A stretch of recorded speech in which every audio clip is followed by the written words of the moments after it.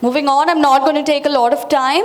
I would like to introduce our next session, which is going to be a panel discussion with the topic of leveraging technology in procurement, AI automation, and the digital revolution.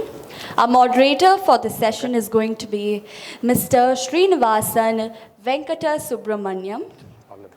He's a Director, Value Advisory for Intelligent Spend Management, SAP. To tell you a little more about him, he's an accomplished professional with over 24 years of expertise at the intersection of technology, business value design, process, transformation, and consulting. He has amassed a wealth of experience, having successfully generated over 2,500 crore in revenue through more than 175 global customer engagements, consistently delivering exceptional returns on investment, often exceeding 20 times for his clients. Currently serving as the Director of Value Advisory at SAP India Limited. I already have him on stage. Could we have a big round of applause for him, please? Amazing. I would also like to now call my panelist for the session, Mr. Avinash Deshpande, VP Procurement, Reliance Industries Limited, Mr. Shyam Singh, Associate Director, Global Procurement, LTI Mindtree, Mr. Prashant Jain, Head Capex and Project Procurement, SIAT Limited, and Mr. Jagdish Agarwal, Senior Vice President, Commercial, JSW Steel. Could I please have a big round of applause for them as well?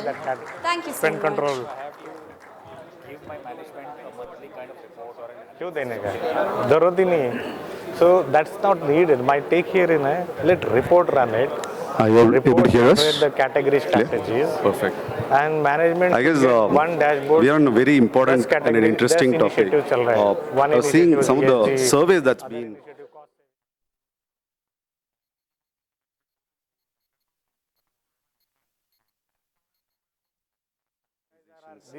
As well as say Gartner, etc. If you see, most of the CXO surveys, be it in the region and globally, have the top 5 priorities, including cost management. Today, supply chain resilience is getting into each and every survey as one of the priorities, and the third one being business expansion. So with that being the case, the seat for procurement, be it at the board level, is increasing across organizations. So which means there's a lot of focus, and that's the key reason we are seeing so many, webinars and series that are happening on procurement. There's a lot of focus organizations are putting into it. Now coming into today's topic and the relevance of it. So all of us speak about AI, but for a minute, if we look back a journey of last 10 years, and I'm assuming most of you have been in the procurement field for a longer period of time, I'm sure you all remember the days where you're punching out the POs, when it comes to the quotations, having those phone calls and doing those conversations to get those quotes. And from there to how things moved into a system-based approach end-to-end, and from there, certain bits of automation. And then people said, there were questions in the last session as well around supply intelligence. So everyone wants intelligence today so that they're able to make some right decisions. And from there to the next level of how do I make sure I just work 100% of my time on strategic work, and rest of it, including analytics, the transactional area is taken care by the system, right? So we're going to have a fantastic discussion today. We have got, I guess, a set of eminent panelists who got a total experience of close to 100 years, right? So sitting on the dais. So I'll start with Mr. Jagdish. JSW has been an industry where steel has been going up and down. Fortunate things have been on the positive trend right now, especially with the infrastructure in India going on, and saw your results of May, which showed some good improvement of, I guess, 8% increase in production year-on-year as well, right? So considering these and certain capex and other things which are going on inside, what are some of the digital procurement priorities in your organization that are going on next 10 to 12 months? Do you see cost management, the digitization, the next level of AI transformation being part of, say, the list of things that you want to do? Thanks a lot. Thanks a lot for the question. I began my career about 30 I guess they're not able to hear you. Yeah. I began my career about 30 years back. I'll start with my first experience at Aisha 30 years back. We implemented SAP then, 2001, and we were regarded as one of the best SAP implementations in Southeast Asia. 3 months down the line, we had a process by which we used to assemble tractors there. What happened was, material used to come, get assembled, and a tractor gets produced. Material came inside the plant, a tractor was made, it was visible. But the system did not show a tractor is made. The process of system declaring a production was, there was a process called as backfishing, in which the inventory of all the 1,000 items could reduce and could show a tractor has been made. What happened, it started reducing the inventory. There was one particular component, a bearing. The system did not have the bearing. So it says, how can a tractor be made without a bearing? But in fact, the tractor was assembled. So that was 30 years back. People were telling the system is lower than the manufacturing process itself. Today, we have gone a long way.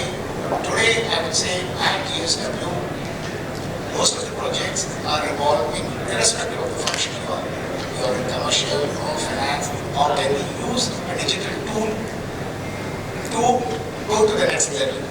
And how do we do that? Benchmark ourselves with the past, benchmark ourselves with the customers, benchmark ourselves with the peers and the industry. And I believe, specifically in the function of procurement and costing, we have been using digital tools extensively. And we have partnered with some of the global consultants in the space of IT, in the space of consulting, which help us improve and be better every day. So it's a long journey, and I believe we have gone a long way. Most of projects, in fact, maximum projects are involved. In fact, the KRA of any individual has 6 KRAs. 3 of them are decided by the system itself. It's not measured manually. The system throws up at the end of the year as to how he has performed. Thanks, Jagdish. I'm going to take that cue from there to ask my next question to Mr. Avinash. When it comes to Reliance, we've been seeing the kind of push around investments, how we've grown in multiple areas, and the new projects that come out. And we've been in this space for quite some time. While we speak about these projects, it also comes with a list of challenges, right, inside the organization. It's not a easy one, just saying straightforward, you start a project today and 3 months you're able to deliver directly. There's a lot of planning that goes on, looking at various aspects. If you can throw some light when you look at such procurement transformations, what are some of the challenges that people see in them? Srinivasan, I look at it this way. Whenever any new thing is getting implemented, first and the foremost challenge that we have is the mindset challenge. Because we need to understand one thing, that any kind of system, anything that we talk of, we should never forget that it involves one of the most important thing, and that is the people, right? And the challenge whenever we are trying to put up any new system is, how are we going to change the mindset? Normally, it's the human tendency, wherever we are comfortable with that. And then tomorrow if somebody is asking me, you change this, my first question is, isse kya hoga yaar? Why should I do this, right? So when I'm decided to drive any change, I need to first thing is engage with all the concerned stakeholders. Now in case of procurement, it's not just the internal stakeholders that we are talking of, right? We need to take into account the challenges what my external stakeholders will have, my supplier.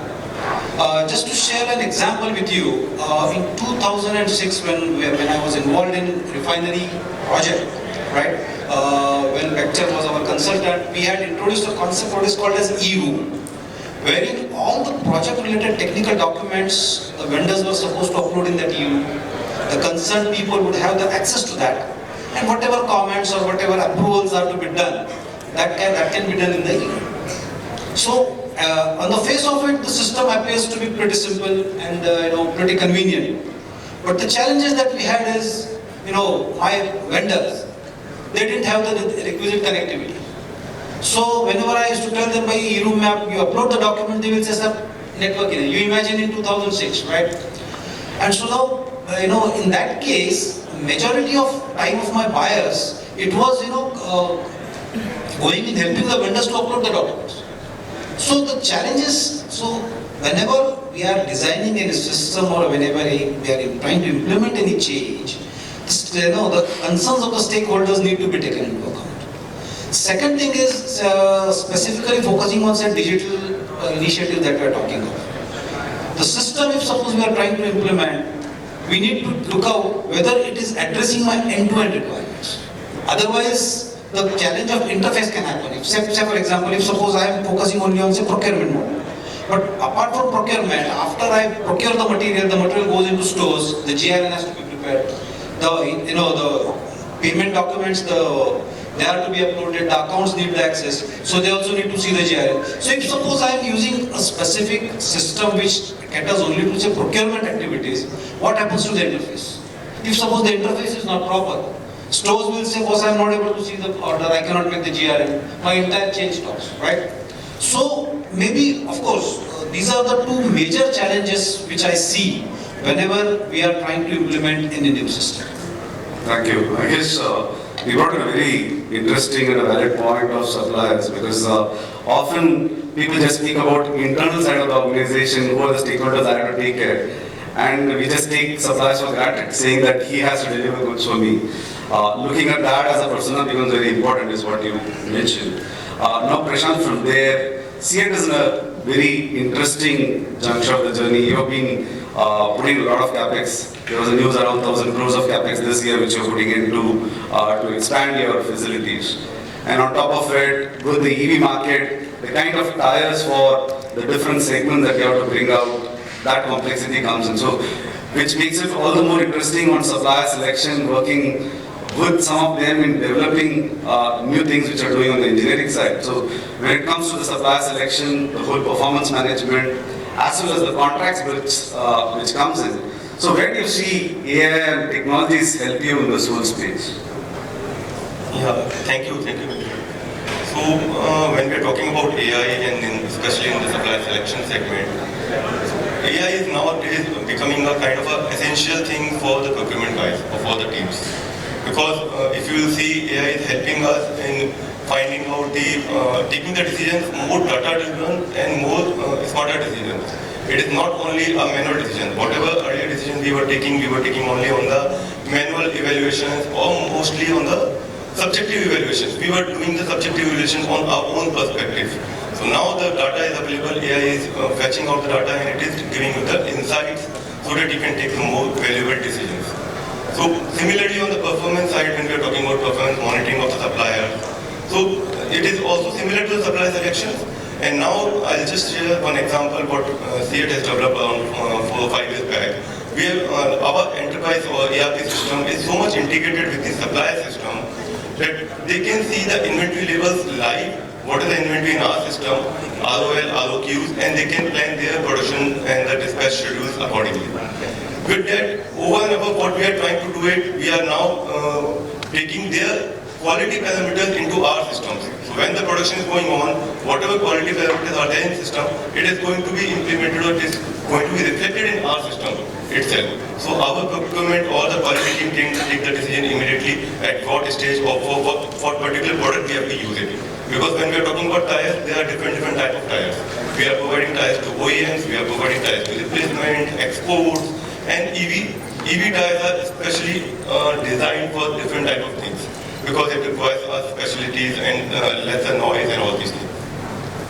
So over and above now, AI can help you to benchmark or to drive the data, understand it, like whenever the supplier is delivering what quality parameter, whether it is on borderline, whether it is on a topper line, and along with the delivery schedules, whether it is delivering on time or if there is a delay in the segments, then AI can give you after 6 months or 1 year, AI can give you the data that this supplier is delivering on this parameter and this quality parameter, and this will be your A supplier, this will be your B, this will be your C, or kind of a strategic views.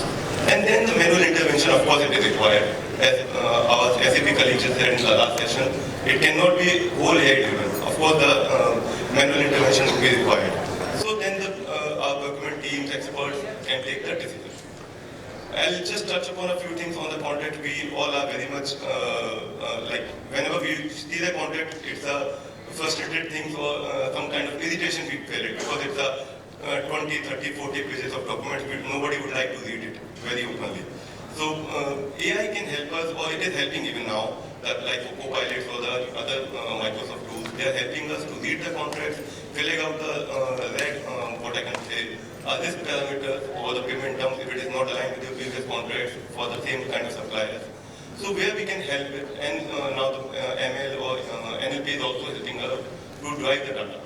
So in a nutshell, I would say AI is helping or automation is helping the procurement teams to take more smarter and data-driven decisions and managing the supplier risk and giving some space to our buyers or the teams to focus on strategy rather than the administration. I guess thanks, Prashant, for nice insights. Reminds me of one of the instances where this was almost like 8 years back. In a pharma company on the manufacturing shop floor, there was an incident where the person lost his life. So then, when they went back to the agency from where the person had come in, there was not much of insurance available for the person, right? So then the CPO's organization said, can you run immediately all the contracts which are existing with our contract workflow agencies across and come out with what kind of liability clauses do we have for the suppliers, and have we mentioned to them about the insurance cover specifically, right? It took almost a month for them to get all this information together, right? So, and today I guess that's a sea change which we are looking at. Shyam, I'm going to come to you from there, just going on one step further on the supplier side. When it comes to supply chain risk, resilience, there's so much of discussion, especially post-COVID, which has been happening out in the market. You're an industry where LTI on the software side, people think you're not manufacturing anything, so what does risk mean? But including each and every software or hardware which is coming in has elements of risk. So how do you manage that? How do you see technology support this whole risk management aspect? So if you see 10 years, I was interned into supply chain, and 10 years I am managing system integration business. Right now, if you see the shift, all the IT procurement managers 10 years down the line were focusing on routers, switches, storage, firewalls, and endpoint computing. Then technology development came into picture, and everyone was talking on SD-WAN. Then everyone were believed that cloud is something that is the change manager. Again, IoT came into picture, blockchain came into picture, and now we are talking about AI/ML. And I see in the deck, right, it is fantastic. Now AI/ML is something that is not fantasy, it's compulsion and it's the need of hour.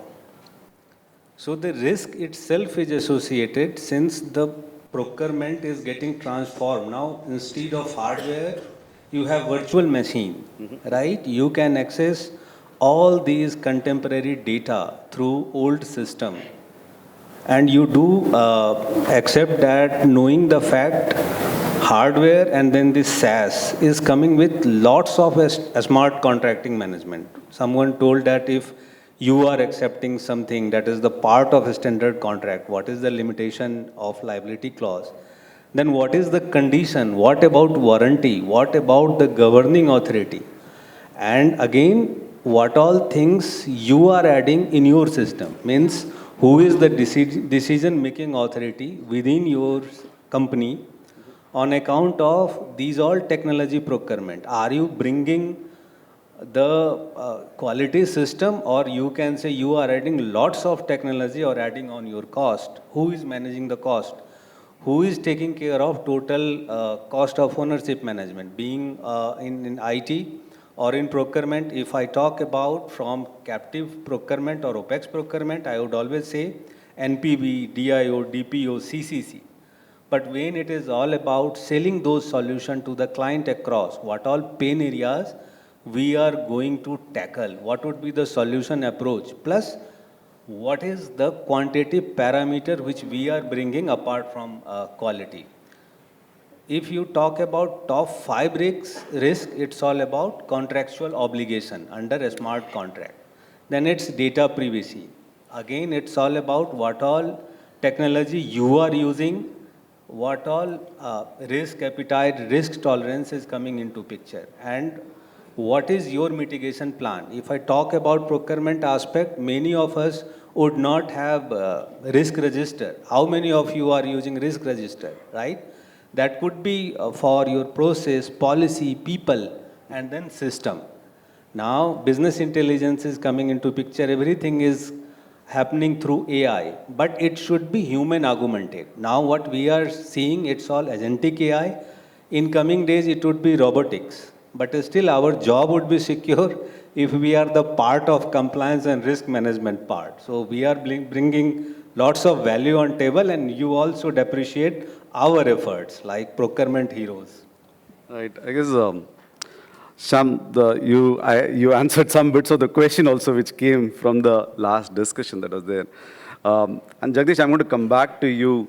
So we spoke so far about, say, how do you approach things, and then on the risk management side, as well as contracts, the supplier management, so many process areas where technology can play a part. When we look at even the data side, there's been a sea change from just looking at it, things as reports where you're saying monthly, how much have we done or what is the forecast, to data analytics, where systems are supporting today in an extensive way, be it running some, say, models on even, say, statistical models to say how things may be if you're using 5 different statistics model on it. Right? So how do you see data analytics in your industry, especially when it comes to procurement, be it for today as well as the future? Yes. At JSW, we have formed within the commercial function a data analytics cell.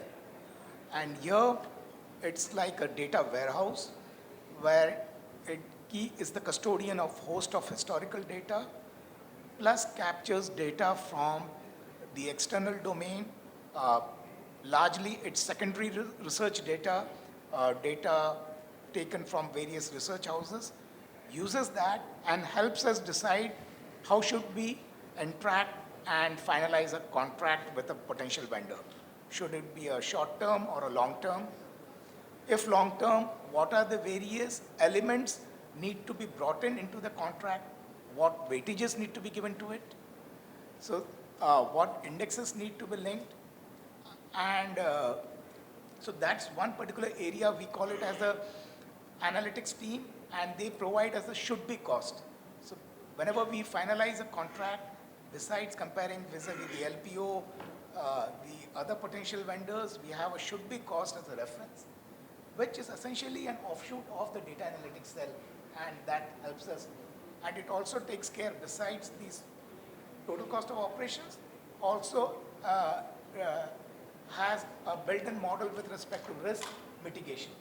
So that's how we are using it, and using it quite effectively. Thanks, Jagdish. I'm going to kind of from there move a little bit forward, Prashant. I'm sure in our audience today as well, there are people who may be putting in their business case for the digital procurement transformation at different levels. You to have started already in certain areas, building in certain areas.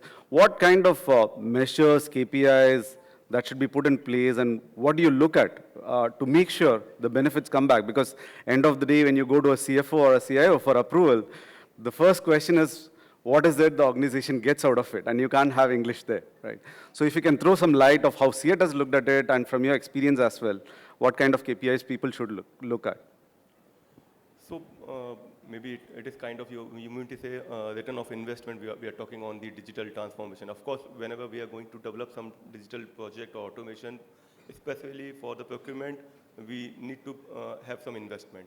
So on that kind of ROI for the digital kind of transformation is not so straightforward. We cannot calculate directly, like for some other, like if you're putting a boiler, we can calculate the ROI or compressor, but we cannot calculate for this kind of thing. So here we have to first of all identify what is the specific problem we are trying to solve it. Whether it is kind of an invoice processing, RFQ floating, or the streamlining the workflows, automation. That is we need to understand.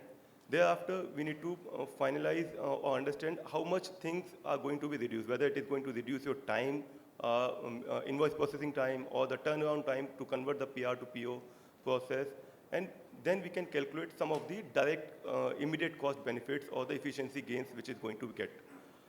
Apart from that, it is also going to give you the intangible benefits, which we also need to identify what are the intangible benefits we are going to get, whether it's kind of agility or maybe a better supplier relationship, enhancing the team collaborations, all these things. And recently, we have also done some project last year. So we have calculated the kind of benefits, not the return of investment, but we have shown it, as you mentioned to CFO, we have shown the benefits, whatever things we are going to get it. So for there was a thing we are putting the things on a manually. And for the same thing, multiple people are putting multiple descriptions. So we have developed a project and we have shown the benefits that with the automation, there will be a standard universal drop-downs, so nobody can put up the different things. Now what it can help, it can reduce your inventory, it can control your inventory, it can avoid the stock out situation. And imagine a situation if you are able to avoid a 1 hour stoppage in the production, even in a year, you are going to save crores of rupees. It is not only a rupee. So your 20 lakh, 30 lakh, 50 lakh rupees is going to save within a minute. You will not realize that you are getting the ROI, but you can put it up to your management. Maybe CFO will not accept it at the upfront, but he knows it in back end. So that's the way we have to classify the things and we have to put up accordingly to management. But definitely, most of the digital tools or automations are giving the better enhancement to the teams. Sure. Avinash, to you, Reliance has been going through this digital transformation journey, the various phases of it for years and across different industries, and you also played different roles in it. Can you share throw some insights into what kind of benefits Reliance has seen, and even if there are some insights around based on projects which are coming up, what is it you expect out of it too? If we look at the benefits, one benefit already in indirect way you had highlighted, that procurement has evolved from the days when there were heaps of papers of purchase orders, right? And we are signing on each and every page, and then, we are sending it by courier to the vendor. So from that point today, we have come to a digital era where, those things are all history now. I mean, sitting any corner of the world, I can release my order, I can sign it digitally, and I can, send it to the supplier. So the ease of operation, that is one benefit I would say, which digital initiatives they have brought in, not only to procurement, to all the functions of the business. So that is one point. Second thing is, I would say it has, as our chairman always says, data is the new oil, right? So with these digital initiatives, the entire data, be it terms of the spend analytics, or my master supplier list, or any kind of the pending purchase orders, pending pending requisitions, everything I have on my screen.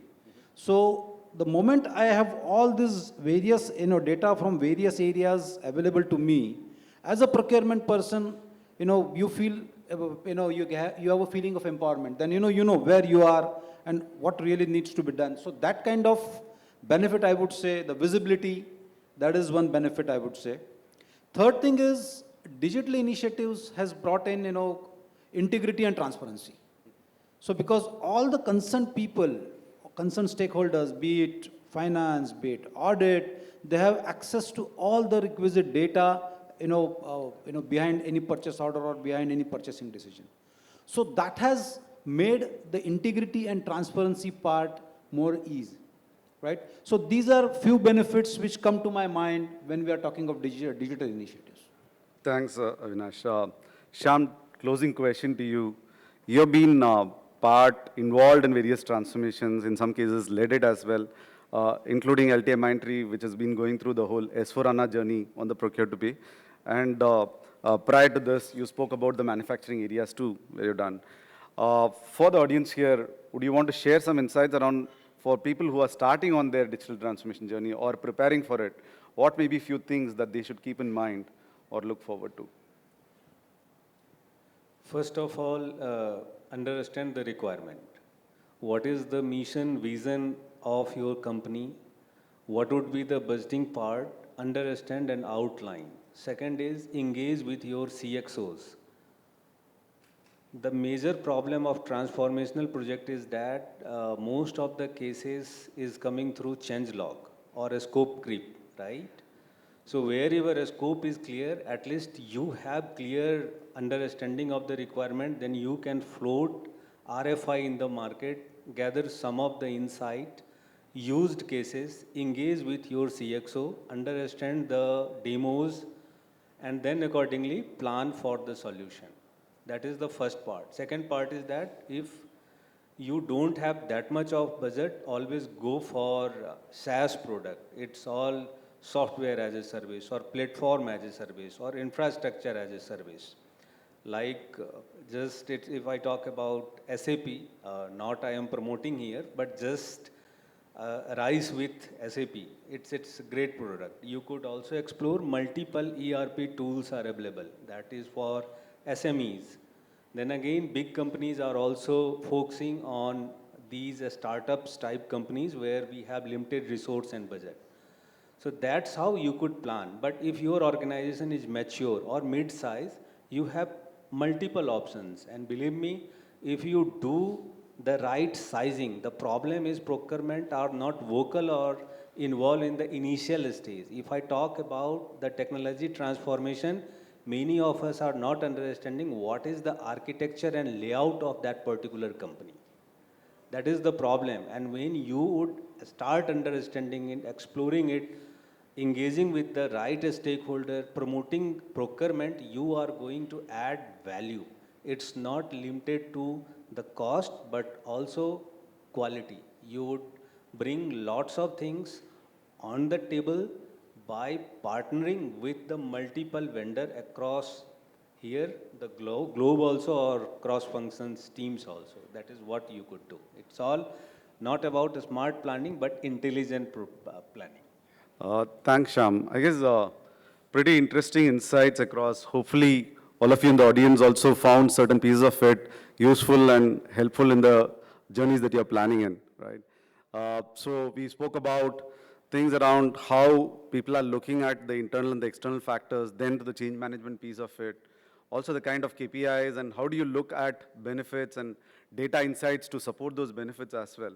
And some insights from Sham on what is it you should plan out, especially the CXO sponsorship when you're speaking about, it's not just a name on the paper there, making sure the person is able to help you drive across the organization and also having that architecture not as a technology one, a business architecture which kind of directly links to your mission vision statement, right? Thank you. Thank you so much.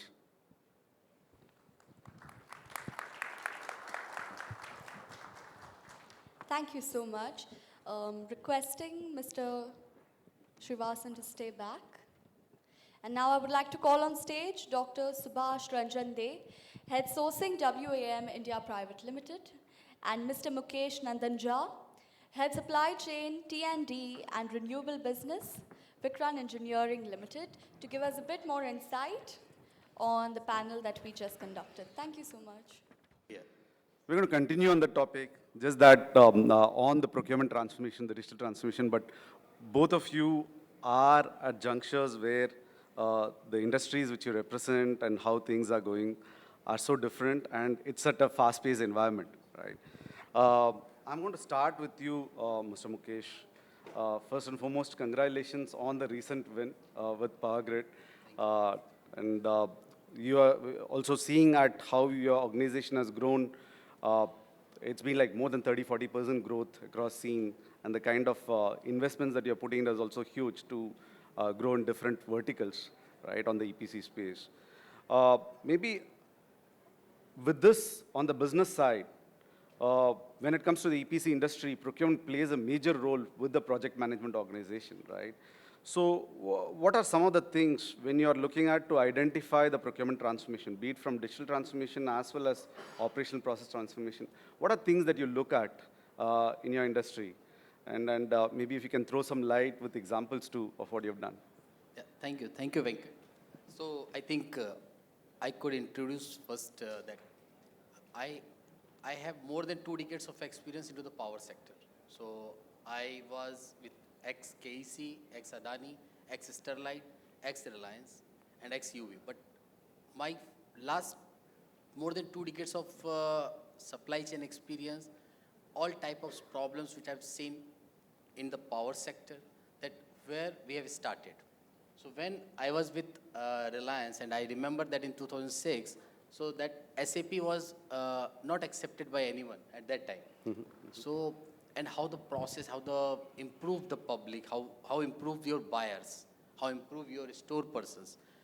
I am taking care purchase and logistics as well, where I am facing right now with Vikran Group as well, I am facing that challenge for searching a good supplier into the market. I could interact with you all as well, because right now, infrastructure business, where we can see easily day by day growth, day by day change in power, day by day consumption in power. So we are providing infrastructure into the power sector as well. And the problem and the scarcity of the equipment this year, we can see after GE, Siemens, ABB, Hitachi, all companies are there who can provide breaker into the market right now. And as well, you told me about the power grid orders which we won in the last 2-3 months of the 1,000 crore, where I am facing challenge with the availability of equipment in India as well. So automation is not only for the suppliers. We need to open it for a global procurement. We have to search a global supplier. We can buy from Korea, we can buy from other country as well, because China is having the DPIT Act, so we can't buy from there. So how automation? So I am in present organization, I am just searching that type of automation who can help me for the global procurement, who can help me the data with a global supplier chain, who can make other suppliers from other than India, other than overseas country, other than China, so they could connect with us and easily make a long relationship. Because supplier need a relationship with their buyer, so that you can easily get a good price and availability of the material on the correct time with your quality as well, quality domain.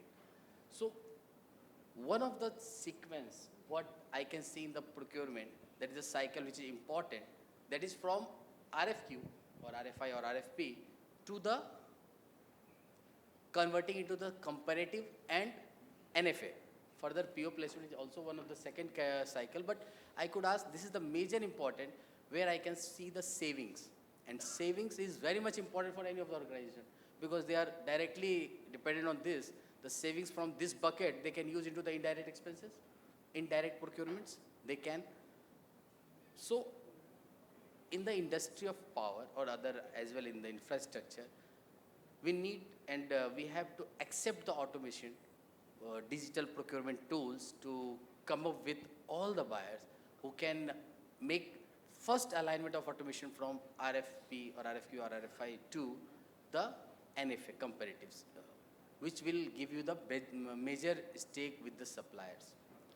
Second, a supplier boarding web portals, which is already we are using right now, and also in market, I think I can see easily 10, 12 startups, day by day they are coming with the new portals. They are providing you the SRM, Supplier Relations Management web portals, where you can keep your all supplier data.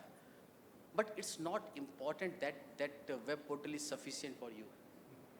Your requirement, you have to define your requirement. What you are searching. First, you are searching the ease of doing business. Second, you are searching data should not be breached. Third, the supplier who are boarded that get the correct information, correct vendor evaluations on the system. And your supplier data bank should not be copied by any others, at least so that you can make a big business first, then you can connect with others. So that is the requirement which I can see for the procurement, that we could connect infrastructure business, EPC companies, manufacturing industry, where they can connect with the global procurements. I know today most of them we are using global procurements, but the connectivity with them we are making expos at Dubai as well and connect with the many suppliers at the single platform over there. But what is the useful of that? Are we getting their business to the India? Are we connecting them to India? Have we convinced them to invest in India? Convinced them to come in, do the business with us? So that is the priority what I can see into the digital procurement tools where we could use and connect with each buyer, supplier, and the transportation as well, the relationship between them. Over to you, Vikran. Mukesh, I guess you spoke about the end-to-end transformation and then also dwelt, like what we heard in the last panel, into the supplier side of things, which becomes very, very important. Coming to you, Dr. Subhash, WM being a global company into the manufacturing of specialized, say, machineries for plant and equipment, saw things starting from valve to even certain dust-related equipments which you are into, one of the leaders in the world, right? And a lot of patents which you've got, 300 plus, which means you're closely working with various kinds of suppliers to make sure you're able to continuously innovate. If you can throw some light around the industry as well as the importance of suppliers, and then from there into how do you see technology, AI, automations, etc., supporting the whole supplier onboarding, the performance management, as well as aspects around the contract management with these suppliers, because there are multiple design phases to the implement. It's not like large volumes in some cases where these suppliers are going to be involved. So how do you take care of it in your industry? Thanks, Venkat. I think most of the answers are already given by the other panelists. So I will talk about my organization actually, what we are doing. So for my company, implementation of AI is at a very nascent stage right now. So what we are planning, that's what I can talk about. We are planning actually for supplier selection, onboarding, and actually performance monitoring. What we are going to do is, first of all, we have SAP running in our company. It's a global purchase which we have done from Italy. So what we are planning for supplier onboarding is there is a parallel system which talks with our current system SAP.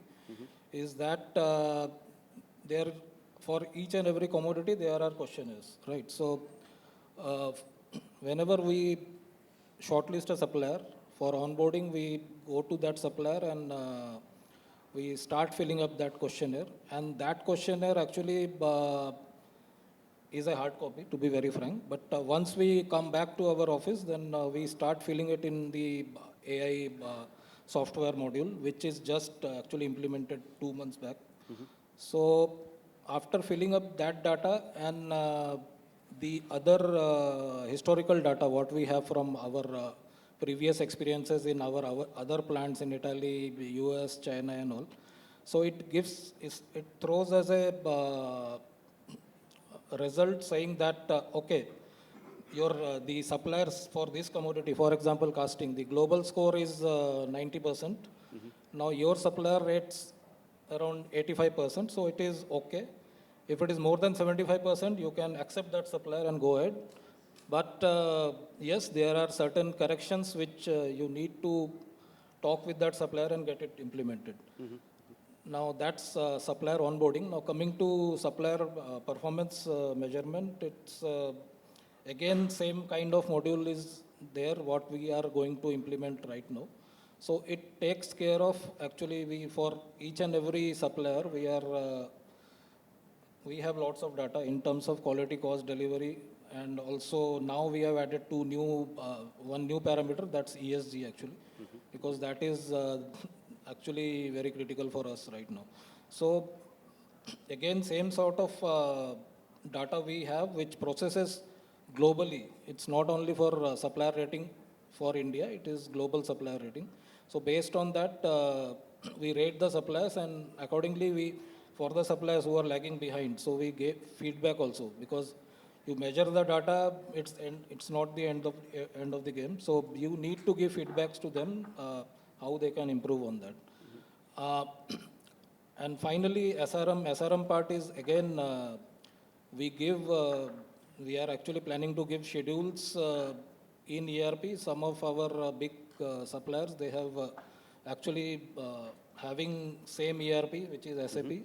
So we are trying to give them schedules in that, and also we are in a real time we are able to see what stocks are lying with them, so that we can also order, because just in time should not be just in time. Like I have a lot of stock at suppliers end, but I get it just in time, just when in need. So there has to be a proper planning. Any inventory lying with my suppliers also is actually a pain for him as well as for me. So it is helping us in planning also. So I think AI is going to help us in these parameters for in future, and we are actually implementing it. It started, but not taken off right now. Fully, right, got it. I guess, Dr. Subhash, you mentioned about ESG. In fact, the interesting thing, especially the shift which we have seen in the last 12 months, 8 out of 10 conversations that we get engaged with customers, ESG becomes the topic as a starting point. Because when it comes to the supplier side, I'm sure you agree, you've got various levels of maturities of suppliers. And a lot of them don't even understand the space. When you're speaking about carbon emissions, etc., they're like, I don't think so I can measure it. So what are the kind of standards? So how do you work with organizations which are developing the standards, bring them back as templates into the system, right? And be it organizations like EcoVadis, which have been doing this for last 15 years, developing suppliers on that space, right? Bring that out. That becomes a very important aspect. So Mukesh, going back to, I know initially you touched upon the end-to-end transformation, how do we look at, where do you look at, etc.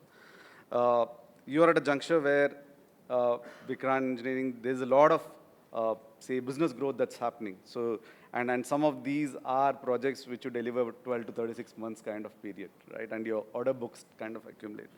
So from that perspective, looking at that lens of growth, where do you see the initiatives of AI actually starting faster on the procurement transformation? Yes. So, thinking about the AI within the organization, that is very much important nowadays, because you have 3 teams where you have to handle that. You have to fix your project timelines, and project timelines coming with the AIs, that how you can implement, prioritize your task day to day. So if my team has prioritized his project, if prioritize his project of Power Grid, NTPC, or the other state utility projects, so they prioritize their projects with the help of something, with the help of AI as well. That which material lead time, because if some of the buyers is unable to aware about that, they can use AI tools at that position as well, which will help them to get the sustainable reports from the online websites and other things they can use. But with respect to AI, on the app where I can see if I can use different apps at our company level, with my buyers, with my team of and logistics. So they are taking help that where they are cope up with the timelines, they are cope up with the qualities, they are cope up with the suppliers' data. So they use them. Some of the letters to the supplier, a better way to get RFQs and RFIs, because available in market, but you have to use your brain, then collect from the AI, collect all the data from AI, and then use your brain, use your thinking capability to enhance your inquiries into the market where they are using. Second thing, that how you focus on your organization's value chain and organization's demand into the next 1 year into the market. So you have to make your data very clear, transparency with your client, transparency with your supplier, so that they can help you as well. You get the vendor evaluations online as well, but might be that data is not correct. So you have to connect with some of the persons or some of the references that you can make your intelligence as well. So AI is not AI plus your intelligence. And that will come to give you the more efficiency in your organization, which I can see major of the projects, infrastructures, if you want to complete on time, so that's required automation in your system. Not only in the procurement, that's required in execution. I have use some of the companies where I can implement it PMO tools, where they have done the PM, project management. So when the material will reach the site, your planning will start. Because the cross-functional team had the different thinking that they will ask that material will reach that site on the first day, which is not possible because you have a lead time. Any material has the lead time to deliver on the site.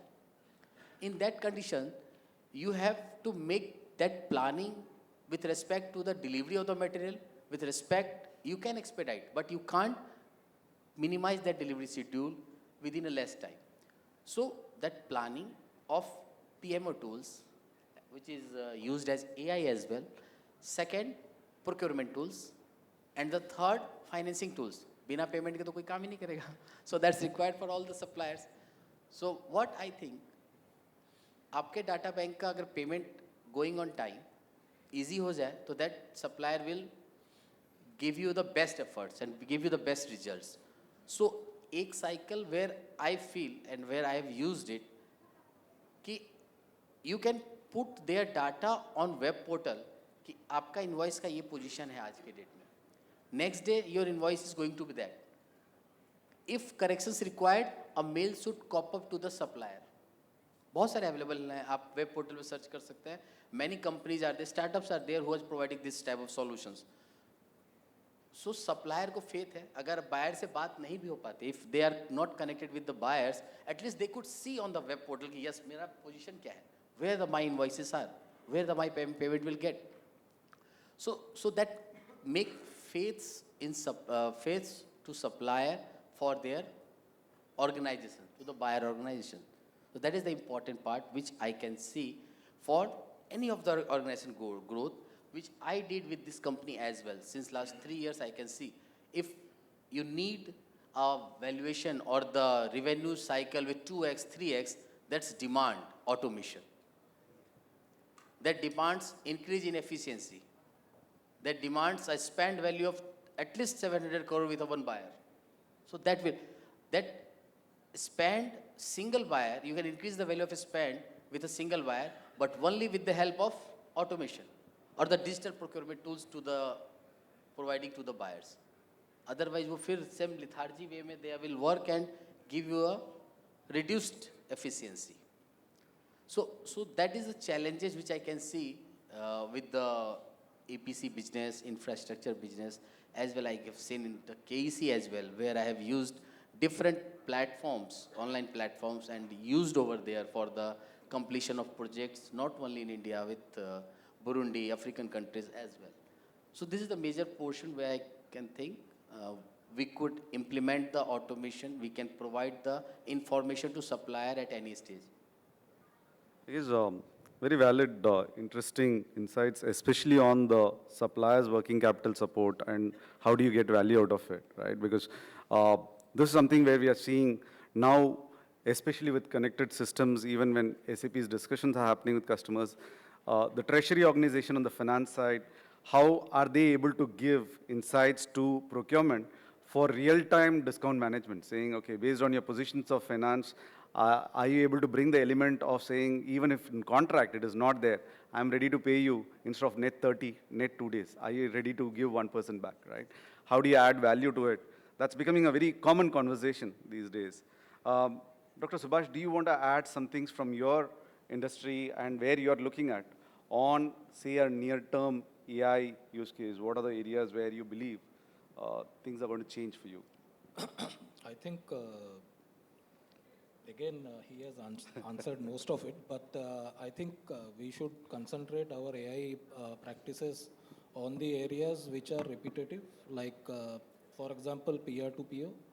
So that's one area where not much intelligence is required. So that thing AI can do for us, but at the same time, it should throw out some logical remarks like, suppose I punch in a part number and it should throw the historical data also. So this is the current price, these are the two suppliers. This supplier is L1, this supplier is L2. So based on that, and this was the price last year. So based on that, maybe it can have any parameter.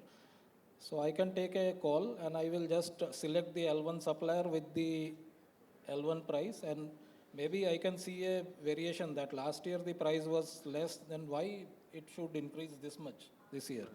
And that's where my human intelligence against AI should actually prevail, and I should talk with the supplier and get the discounts done. Based on that, maybe we can make the PO and proceed. So that's a simple example that comes to me. And apart from that, there are other areas where we can use AIs like risk mitigation, which Senthil has spoken in earlier presentation. And finally, supplier onboarding and supplier relationship management, yes, it can do wonders actually. Sure. Just on a lighter side, to make sure we don't have Mukesh cover everything, I'll start with you on the last 30 seconds question, Dr. Subhash. From a data and insights perspective, because we touched on data and insights into various aspects of what we discussed, but specifically around be it risk management, be it growth, be it in terms of your cost management, because you're going to go back and tell your customers when you're putting your bid, what is it going to cost for the machinery? And that would mean past intelligence also available and market intelligence. Where do you see data play a big part in your industry? It plays very important part. When I started my career in 1994 in the same organization where Mr. Jagdish started actually, Aisha Tractors. Okay. So there was a system, we had a system called OLTP. Entire day it was printing something, I don't know what. Okay. So whenever I used to go to that system to find some historical price or something, it was never available. So once I went to my boss and I asked, this 5 years back we bought this thing, this machinery, I want to know the price.